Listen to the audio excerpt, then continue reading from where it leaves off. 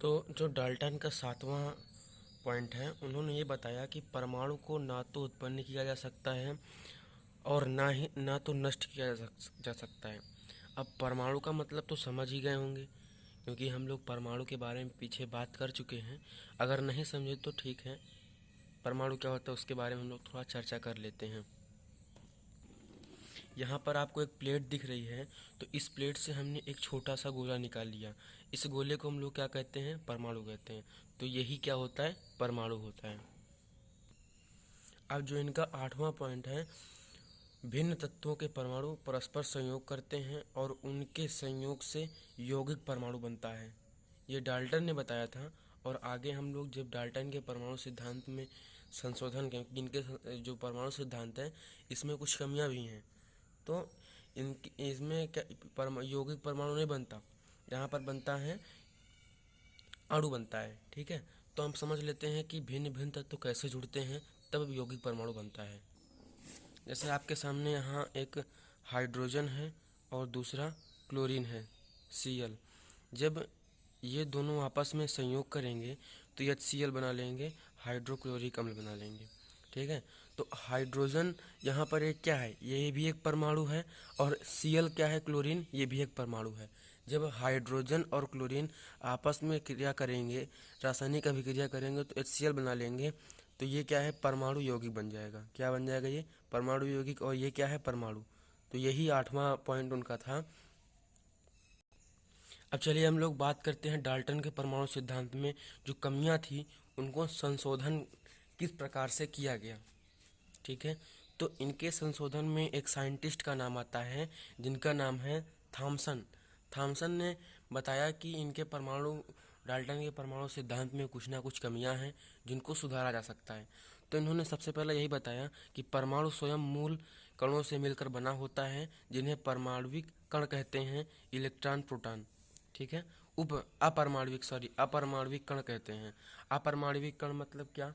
छोटे छोटे कण होते हैं, उनको भी तोड़ा जा सकता है। तो जैसे इलेक्ट्रॉन, प्रोटॉन, न्यूट्रॉन, ये क्या है? ये एक इन्हें अपरमाणविक कण क्यों कहेंगे? ठीक है, ये एक कण से टूटकर बने हुए हैं। जैसे कि यहाँ पर एक परमाणु ये है, तो इसको डाल्टन ने कहा हम इसको तोड़ सकते हैं, इधर से मतलब इसको तोड़ा जा सकता है। और जब इनको तोड़ेंगे तो इससे इलेक्ट्रॉन, प्रोटॉन, न्यूट्रॉन बनेंगे। ठीक है, तो यहाँ पर अपरमाणविक कण का मतलब क्या है कि जिस चीज़ से दूसरी चीज़ बने, पहली चीज़ क्या हो जाएगी? पहली चीज़ हो जाएगी प्रधान। प्रधान का मतलब क्या कि इससे 3 कण बने तो बड़ी तो यही होगी ना। तो अपरमाणविक कण इसलिए बोलते हैं। जैसे कि क्लास में कक्षा प्रमुख होता है, तो उसको उसके साथ एक उप कक्षा प्रमुख बनाया जाता है। तो कक्षा प्रमुख का कार्य तो मेन होता है, लेकिन उप कक्षा प्रमुख का कार्य मेन नहीं होता। तो ठीक इसी प्रकार अपरमाणविक कण का है कि अपरमाणविक कण एक कण से ही इलेक्ट्रॉन, प्रोटॉन बनते हैं। इस कण से ही इलेक्ट्रॉन, प्रोटॉन, न्यूट्रॉन बनते हैं, इसलिए हम इसे अपरमाणविक कण कहते हैं।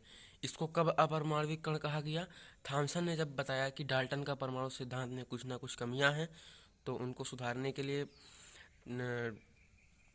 थॉमसन ने बताया कि इसे अपरमाणविक कण कहते हैं। तो इसे तोड़ा गया, जिसको तोड़ने के बाद इलेक्ट्रॉन की खोज हुई, इलेक्ट्रॉन की, प्रोटॉन की, न्यूट्रॉन की। ठीक है, इन सब चीज़ों की खोज हो गई, 3 कणों की खोज हो गई। अब इन्होंने जो दूसरी बात बताई, इन्होंने ये बताया कि एक तत्व के परमाणु भिन्न भिन्न परमाणु द्रव्यमान के हो सकते हैं। अब यहाँ पर डाल्टन ने क्या बताया था कि परमाणु रासायनिक अभिक्रिया के भाग लेते हैं, इन्होंने अभी बताया था। लेकिन इन्होंने क्या बताया था कि एक ही तत्व अपने में समान रहता है। अगर हम एकदम सिंपल भाषा में समझें तो डाल्टन ने क्या बताया था कि एक तत्व अपने में ही समान रहता है। ठीक है, अब थॉमसन ने क्या बताया? थॉमसन का कहने का मतलब ये है कि एक तत्व के परमाणु भिन्न भिन्न परमाणु द्रव्यमान के हो सकते हैं।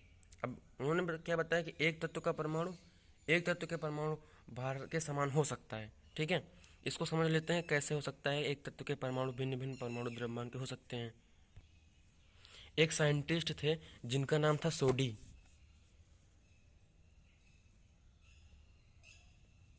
तो सोडी ने क्या किया, सोडी ने समस्थानिकों की खोज की। समस्थानिक क्या होते हैं?